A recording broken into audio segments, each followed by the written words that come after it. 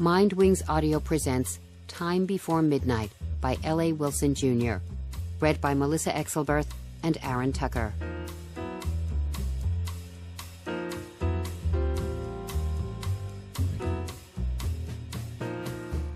Darkness fell, and the hours crept toward midnight.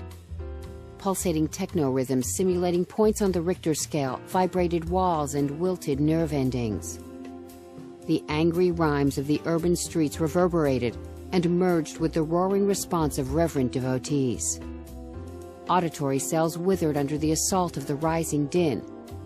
Something evil occurred, lost in the uproar. Fortune had arrived on silent wings to exact its price. A breath ended, hidden in a world of delusions. Jackson Bonner saw it all, and it made him tremble and very afraid.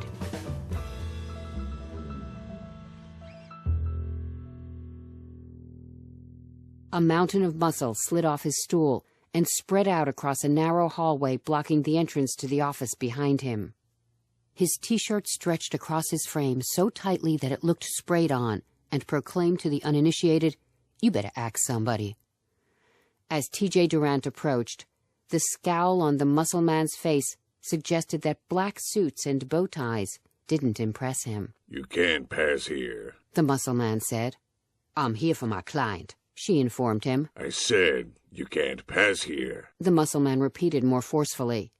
"Look, it's 11:45 and I don't work past midnight on weekdays. Now you go tell him or I'll tell him." "Nobody goes back there," the muscle man reiterated.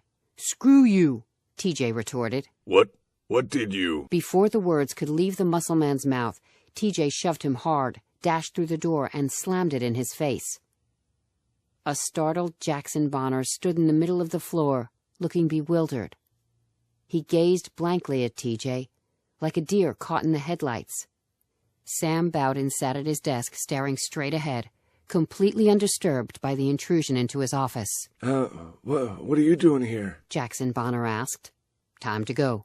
TJ TJ turned back toward Bowden.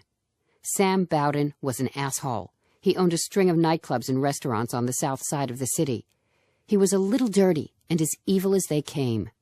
He never took any crap and wouldn't tolerate a chauffeur barging into his office. TJ walked closer to Bowden. He sat in a high-backed leather chair, still silently gazing in Bonner's direction. The strangeness of his appearance disturbed her. Suddenly, TJ's breath caught in her throat as she realized that something was terribly wrong. She was only inches from Bowden, and he still hadn't reacted to her presence. A small spot of blood on his shirt collar had grasped her attention. Her eyes followed the dried crust of dark red to where it originated in a matted clump of hair just above his ear.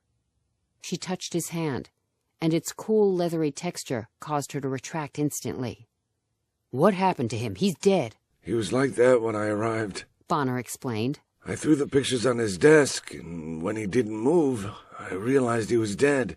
"You've been here 2 hours. What have you been doing?" "I couldn't leave. Once I walk out of here, somebody will come in and they'll think I did it. I'll never get out of the club. They won't come in as long as they think he's busy." "So that's your plan, to stay here forever?" "Jackson, we've got to go," she interrupted. She had known Jackson Bonner most of her adult life.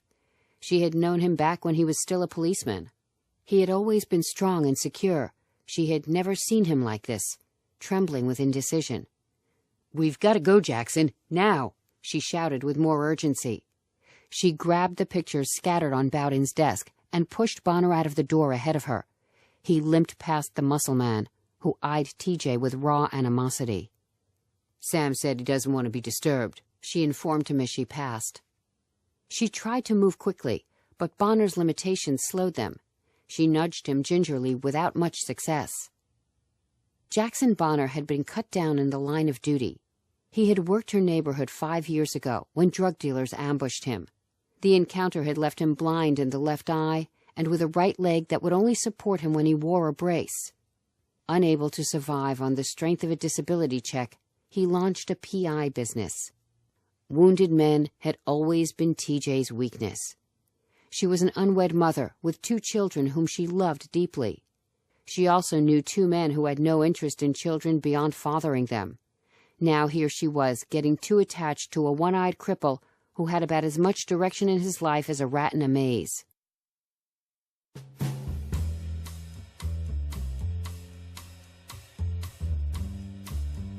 Time Before Midnight. Copyright 2010 by L.A. Wilson, Jr. Audio production copyright 2010 by Mind Wings Audio. All rights reserved. We hope you enjoyed listening to this recording. Watch for more one-hour audio stories from Mind Wings Audio.